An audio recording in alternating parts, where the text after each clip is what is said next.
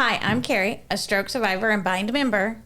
And I'm Kezia, a stroke survivor and a member of Bind as well. And today we welcome a member of Bind and someone that is actually our new producer of bindwaves. Her name is Jeni, and we're going to have her here to welcome and share her story and her experience of having and living with after having had a concussion. So thank you so much for coming, Jeni. Hey, I'm so excited to be here. You do sound very excited. That's really fun. Welcome to Bindwaves, the official podcast of the Brain Injury Network of Dallas. I'm Brian White, Bind's Executive Director. On each episode, we'll be providing insight into the brain injury community. We'll be talking to members and professionals regarding their stories and the important role of Bind's Clubhouse. We work as a team to inspire hope, community, and a sense of purpose to survivors, caregivers, and the public. Thank you for tuning into Bindwaves. Let's get on with the show. All right, Jeni. So can you let us know a little bit about your story and your experience? Yeah, for sure. So I am a pre-K teacher, and in September of 2020, I was assaulted by one of my students. He punched me in the head right here on my right temple. And then I worked real hard, and then 2 years later, the same thing happened. It's like the weirdest coincidence. Different kid, different school, same spot. Oh, wow. And so it's been a wild 2.5 years. Yeah. For sure. I know. This is like the second time I hear your story. So Yeah. this is, every time I hear it, I'm like, oh my goodness. Yeah. As a teacher, I feel like it's something that I wouldn't have really expected. Yeah, you don't anticipate, when you go into teaching, you don't anticipate getting a brain injury. That's for sure. They don't prepare you for that in teacher school. Well, I'll give you a little heads up. They don't teach or prepare anyone for any kind of brain injury. But, It's true. They don't prepare anybody. But, so going back to that, and with concussions, a lot of concussions are different, and people just think, oh, concussion versus brain injury. Right. But some concussions turn into brain injuries.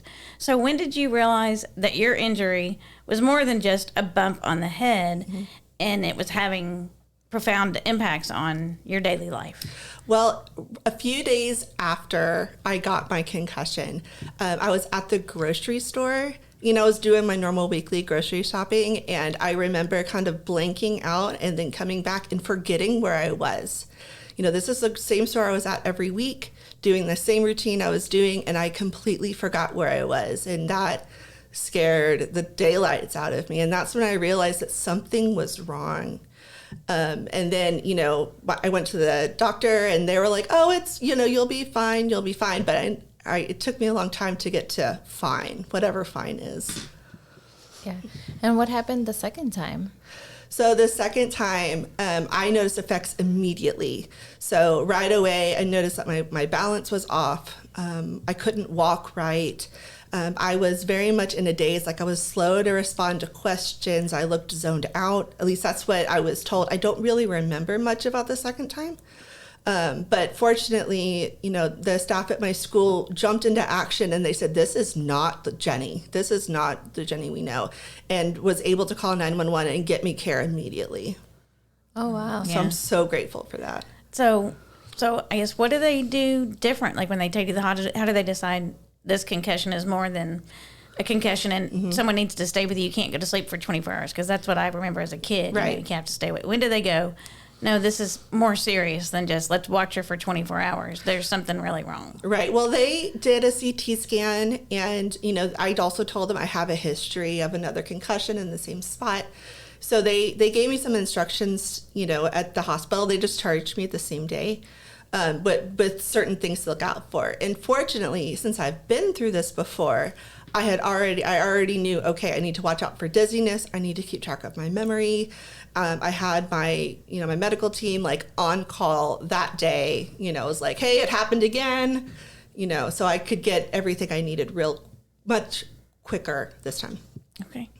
And you just talked about your memory and your dizziness and all of that after having had concussions.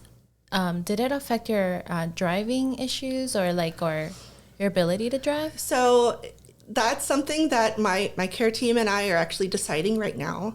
I started OT recently, and I took a test that measured my reaction time to visual stimulus. and my reaction time was so slow. It was not safe for driving.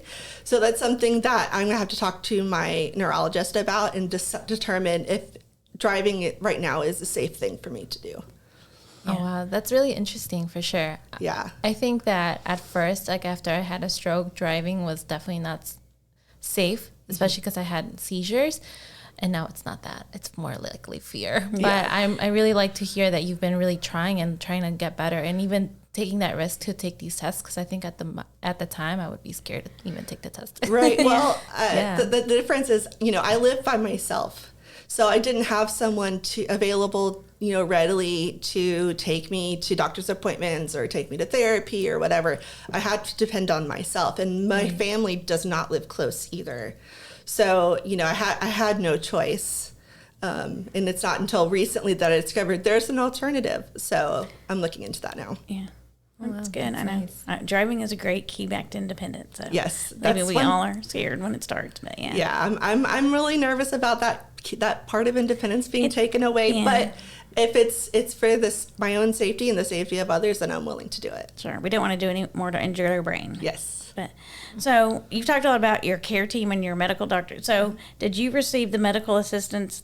Did you find it adequate or not? Like the medical assistance that you initially got, or did you create this medical team and care team later? So at first, the first neurologist that I saw basically said, this is back in 2020, he said, oh, it's a concussion. You just need to lay in a dark room for 3 months and avoid screens and don't think. And that's something that I do constantly. If there is something that I cannot not do, it's thinking. And so I tried, right? I was in bed, bedbound for 3 months, barely getting up, trying to limit stress, limit thinking, and all of that, and nothing changed. And so after 4 months of no improvement, I advocated for myself, and that's when I sought out my own treatment. And I'm so grateful for my doctors. I'm a very proud UT Southwestern girly. So all of my doctors and all of my therapists are through UT Southwestern. And once I saw them and I got into therapy, that's when I saw improvements. Oh, wow. So what are some of the improvements that you saw? So like with PT, when I first saw Carly, who I adore. Hi, Carly. She better be listening She will be listening. Okay, good. Carly was actually the first person to truly believe and see the struggles that I was having. And when she told me, she looked me in the eye and said, Jeni, I believe you. I started crying because nobody had said that before. I had only heard, oh, you're faking for so long. So to be believed was the best feeling. So I basically had to relearn how to walk. I had to learn how to go up and down stairs. Any sort of up and down movements. That was a big challenge of mine, especially because my job is so physical. It's not like I sit at a desk all day. I'm a pre-K teacher. I'm up and down. I'm chasing kids. We joke that pre-K is herding kittens. And so you can't just be still and do that job well. So I had to do that. I was in speech for memory issues. I still have memory issues. If you guys know me at all, I live and die by my planner. I have it with me all the time with these color-coded stickers that tell me where to go and what appointments I have when, because if I didn't have that, I would forget. And I also have to use my planner to write down what I've done each day, because if someone asks, what'd you do over the weekend? I don't know unless I write it down and go, oh, I went to my friend's house this week and we had a barbecue. Oh, that must have been fun. Yeah. Because I have very little memory of it. Yeah. I actually am really proud of you just saying all these, what you've been working on them along with what your biggest challenges are, because you've been saying your challenges and how you've been working on them together. So that's pretty awesome. Yeah. Very proud of you. Thank That's you. really great. I'm pretty proud of me too. That's good. You should That's be. good. Yeah, You should absolutely. be, yes. And kind of talk about, so you mentioned you're going to, talk to your neurologist some more, and you've got all your UT people. So what are the other, maybe other than just your binder that you're doing on your own? Are you doing other things still with recovery? Are you still a PT? Are you still in speech? Still working towards those things? Yes, so I'm still in speech. Hey, Liz. Ooh, I think we're gonna have like top fans. I have all the shout outs. I'm going to shout out all my people. So Liz, who I adore, I'm still in speech. I see her every week to every other week. And we're working on memory recall. We've worked a lot on deductive reasoning, remembering to do basic things like eating. That's one of the things she asks me every session. Jeni, have you been eating? And I'm like, I think so. Have I been eating? I'm not sure. And building a consistent schedule and things like that. So there's that. And then I just started OT. So hey, Megan, I'm not going to leave you out. So I'm working with hand-eye coordination, visual scanning. One of my big goals with recovery right now, it sounds so trivial to normal people, but to people with brain injuries like us, I really want to go to the grocery store by myself. Oh, nice. And right now I can't do that at all. So, I go to the grocery store with support once a week, and I literally just follow people around with the shopping cart, and that is enough to wear me out for the day at this point.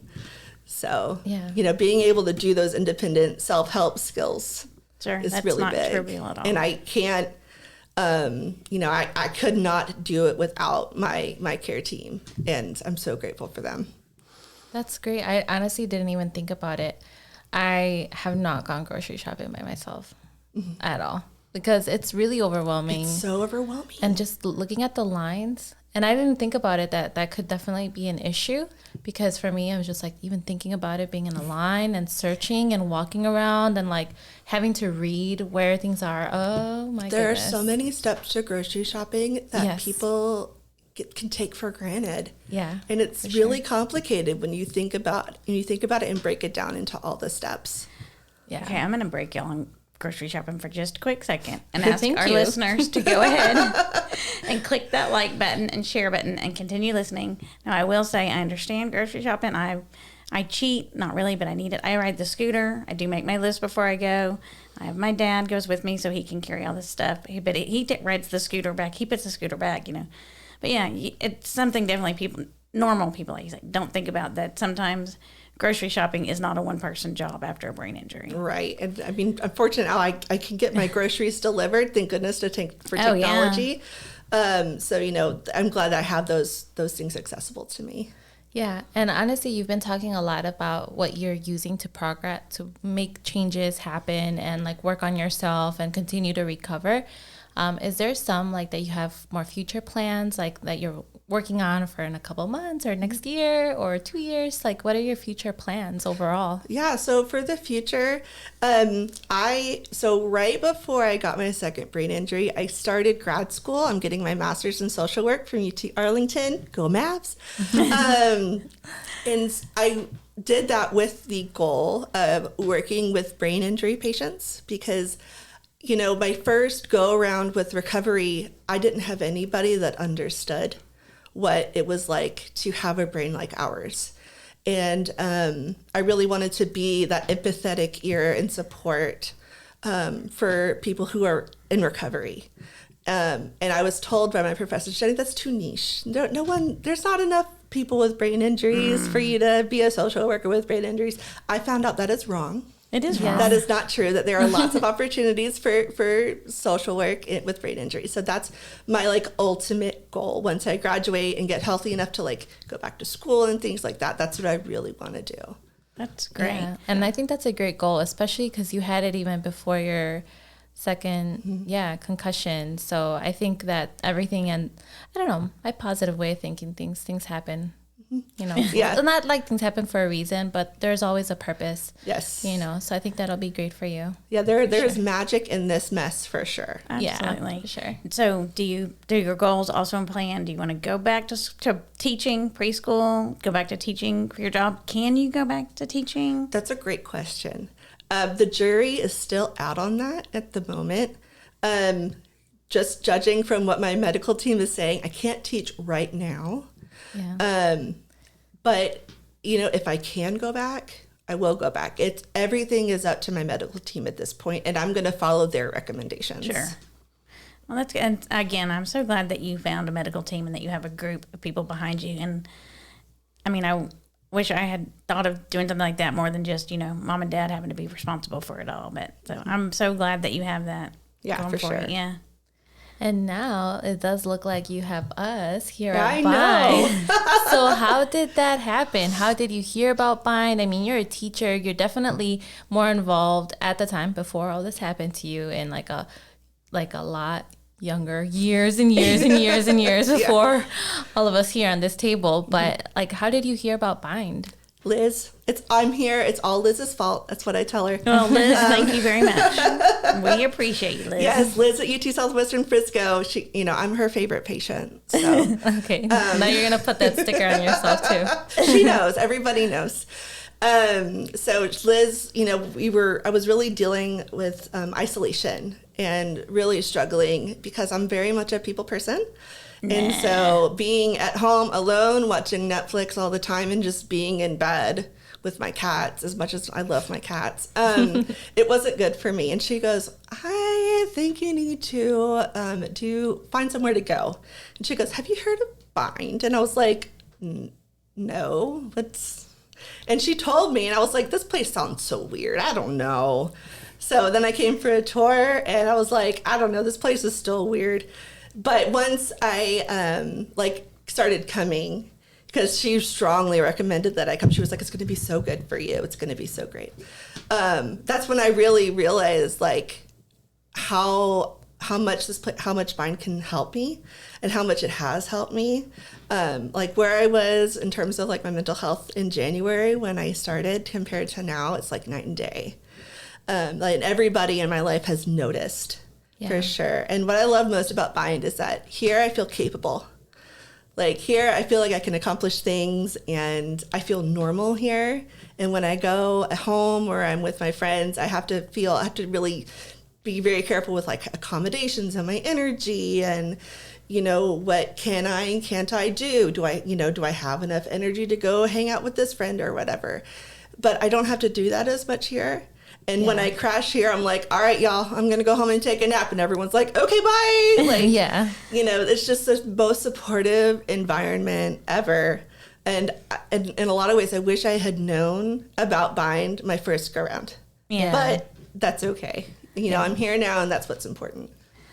So talking about your mental health, because I know that we all need to struggle with that. But how has your experience of having a concussion affected your perspective on life? I mean, wow. In the beginning, maybe it sounds like it was not so good, but it sounds like it's getting better. It's getting better for sure. I already know I have a long way to go, right? I can manage here at Bind for a few hours, and then I literally go home and take a nap, and I'm done for the day. That's where I'm at right now, and that's totally okay.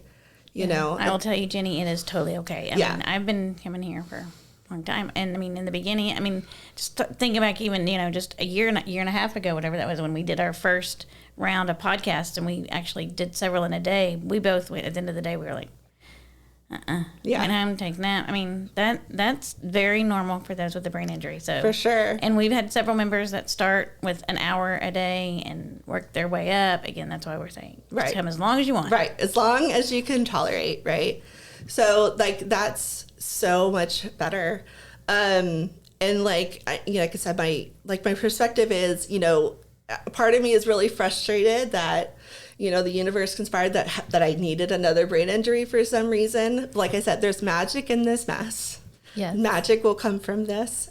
And so I've gotten to the point where I thought, well, if I can get better once, because I've done it once, then I can definitely do it again. Yeah. And I will, because I tell Carly I'm stubborn, and she goes, no, Jeni, you're not stubborn, you're persistent. There you go. Persistent, yeah, yes. Good word. And so yeah. I am very persistent, and I'm not one to let someone dictate, well, you can't do this, because then I'll just go, watch me. Exactly. And I love it. And I'll do it. I love it. I love your answer over all of this. But I do want to ask you, what would you give as a tip for someone that would be probably having a concussion or someone that would be with someone that they love, what is your number one tip, advice? So just as for concussion and really, for brain injuries in general, find support. Having a brain injury can be so isolating. I know that a lot of BIND members have felt that isolation before they came here. You are not alone. That's the biggest thing. You're not alone. Yeah. You are not unique in your situation. There are others like you, and we're here for support. So seek out support. For the loved ones of someone with a concussion, believe them. Take them for their word. When they say they hurt, they hurt. Because I'm not one to say I hurt. I'm not one to admit that I'm in pain, right? I'm used to be too proud for that. I can't do that anymore. So when I say I hurt, it's because I'm hurting. If I say I'm tired and I can't go, it's not for lack of desire. It's literally I can't move. Yeah. And I have to take care of myself. So just take them at their word, believe them, have patience, because our brain is we're rewiring our brain, and it's going to take some time. Yeah. Thank you so much, Jeni. It's been a great episode thus far, for sure. So thank you so much for being here. And I want to thank all of the listeners that are listening to us and Jeni for this episode. Thanks, guys. Sure. And remember, if you'd like to contact us, you can email us at bindwaves@thebind.org. Visit us, follow us on Instagram, and also check our website I'm looking so I don't make sure I say it right. The website is thebind.org/bindwaves. Again, follow, check us out, email us, questions, concerns, ideas. We'd love to hear them. Yep, and don't forget to like, share, and subscribe to our to any of your favorite platforms. And you can also click the notify on YouTube while listening to Bindwaves every Thursday. So don't forget to say hi and come back next Thursday. Until next time. We hope you've enjoyed listening to Bind Waves and continue to support Bind and our nonprofit mission. We support brain injury survivors as they reconnect into the life, the community, and their workplace. And we couldn't do that without great listeners like you. We appreciate each and every one of you.